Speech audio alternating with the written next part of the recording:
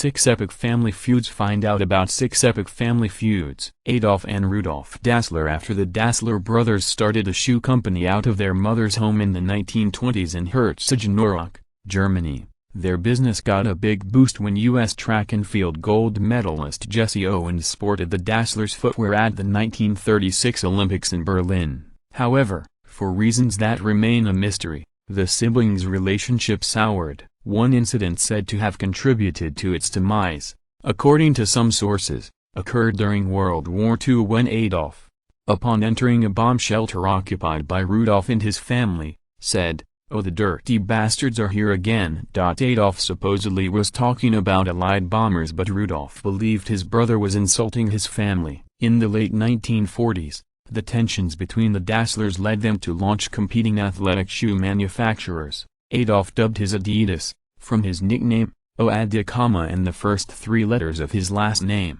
while Rudolf's became known as Puma. He initially called it Rudikama based on letters from his first and last name. The brothers constructed factories on opposite sides of the river in Herzogenaurach, and the rivalry grew so intense that some local shops catered solely to Adidas or Puma employees, and it was frowned upon for a worker from one company to wed someone from the other firm. The Pleasant Valley War. During the last part of the 19th century, 2 Arizona ranching families, the Grahams and Tewksburys, engaged in a long-running, bloody battle that resulted in the deaths of 20 or more people. By some estimates, the exact details of how the so-called Pleasant Valley War was ignited in the early 1880s are unknown, but accusations of cattle rustling likely played a role. The feud came to a violent end with the 1892 murder of Tom Graham, the last survivor of his family involved in the feud, who was ambushed by Ed Tewksbury in Tempe, Arizona. Tewksbury spent a short time behind bars before being freed. Sterling and Stephen Clark, heirs to the Singer sewing machine fortune.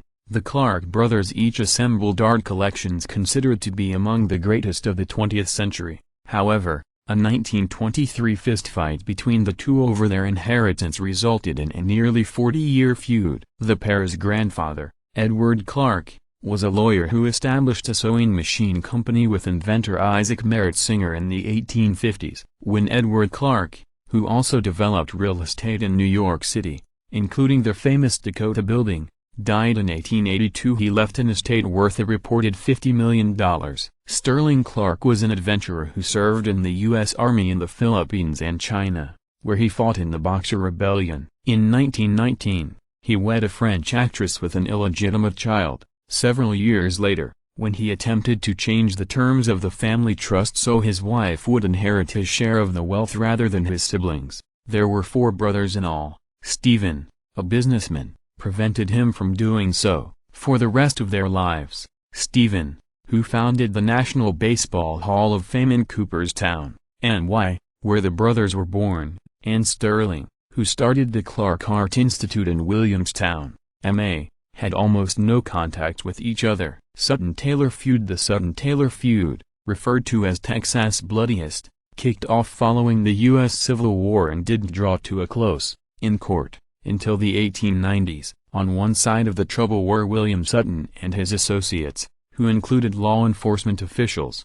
and on the other side were brothers and former Confederates Creed and Pitkin Taylor, along with their relatives and such friends as the outlaw John Wesley Hardin. Like a number of other feuds, it's unclear exactly what caused this one, although there is speculation it was sparked by such events as the murder of 2 Union soldiers by a member of the Taylor clan, and the fatal shooting by law enforcement of Taylor relatives suspected of being horse thieves. The fighting went on from the late 1860s well into the 1870s and left an unknown number of men dead on each side, including William Sutton and Pitkin Taylor. The last court case related to the feud was resolved in the 1890s. Boy Sneed feud. In 1911, a Texas woman, Lena Snyder Sneed, told her husband, John Beale Sneed, she planned to leave him for another man, Al Boyce Jr. After hearing his wife's confession, Beale Sneed had her committed to a sanitarium. With the Boyce's help, Lena soon escaped the institution and the pair fled to Canada,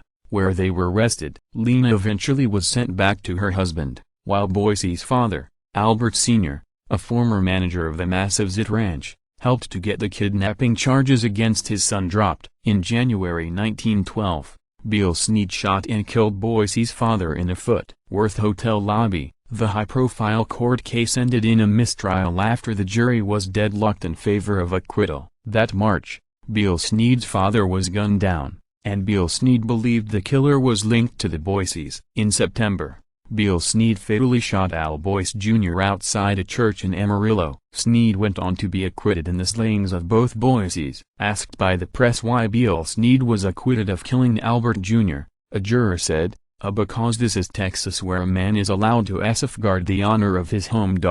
In 1922, Beale Sneed was sentenced to 2 years in prison for bribing a juror in a lawsuit. When he got out, he shot a man who had killed his son-in-law. Beale Sneed's victim survived, and later tried to murder Beale Sneed, who went on to be acquitted of shooting the man. Beale Sneed and Lena remained married, and in the Lone Star State, until his death in 1960. Barber-Mizell feud. Family feuds involving charges of cattle theft weren't limited to the Old West. In 1870, a violent battle broke out in Florida between the Barbers and Mizells after David Mizell was fatally shot on the Osceola County land of cattleman Moses Barber, who had ordered the other man to stay off his property. By the start of the U.S. Civil War, when Florida was the Confederate Army's main purveyor of beef, Barber's family owned one of the state's biggest cattle operations. According to the Florida Historical Society, following the war, Barber, who opposed the Reconstruction government,